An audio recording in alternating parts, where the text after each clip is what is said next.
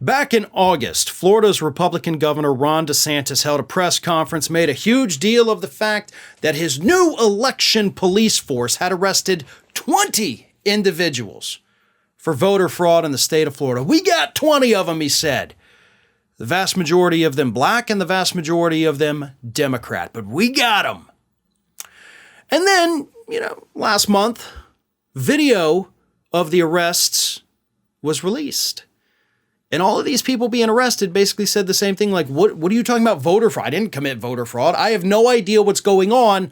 They told me I could vote, so I voted. Now here we are, about a month after those tapes were released, and the prosecutions are completely falling apart to the point where this past week, charges against another individual were dropped. And this came after just a couple weeks ago when one of the cases was outright thrown out of court. They didn't drop the charges in that one. They had to throw it out in court and say, this is bull. This is bull. So the Florida state prosecutors, obviously not wanting to suffer another humiliating defeat like that, just said, you know what? We're just going to quietly drop the charges. Nobody's going to know. But people did pay attention. And we do know. Because all of this was bogus from the start, because most of these people arrested for voter fraud have told the same story. And that story is, I went to register for vote. I told them I was a former felon. They looked it up in the computer. Computer said I was good to go, so I registered. That's what happened. So the problem, of course, was not these people going out there and committing voter fraud, like willfully breaking the law.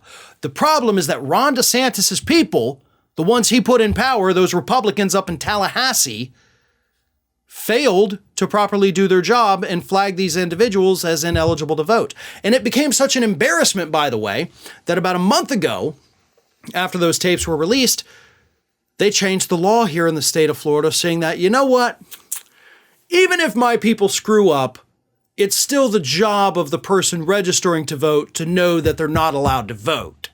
So we're putting the pressure on them. Like, you have to make sure you know what's going on. So even if my people say you're allowed to vote and you vote, but you weren't allowed to, that's on you, not my people. Like, that's what they changed the law to here in Florida. Now, that's going to be challenged in court. It's going to be thrown out of court because what they are essentially doing is taking away the willful part of committing a crime. They're taking away the malice part. They're taking away the intent part. I've talked to a lot of people, a lot of lawyers in my time, most of whom were former federal prosecutors. And they've told me that if you don't have intent, you don't have a crime. And so what this change of the law does says you probably don't know that you're not eligible to vote. And when you look in our system, we're not going to tell you. So you have to guess.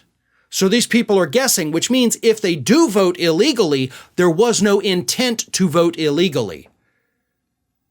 And if you remove intent, which is what the law does, then you suddenly don't have a crime. So these people, even though they changed the law, would not be able to be prosecuted because there is no intent, because Ron DeSantis is a piece of crap who only wanted to do this to scare Democrats into not voting.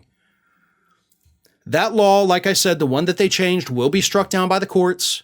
There is no question about that in my mind. But the damage is likely already done.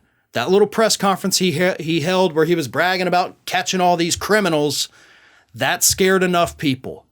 Even though the prosecutions are being tossed, even though Ron DeSantis has been revealed to be a total fraud, the damage has been done. And even though he's losing, he still technically won. Hey everyone, this is Aspen. And did you know that for the low cost of $0 per day, you can subscribe to the Fair and Balanced YouTube channel. We also encourage you to like, comment, and share. But again, click that subscribe button and help Aspen not be so grumpy.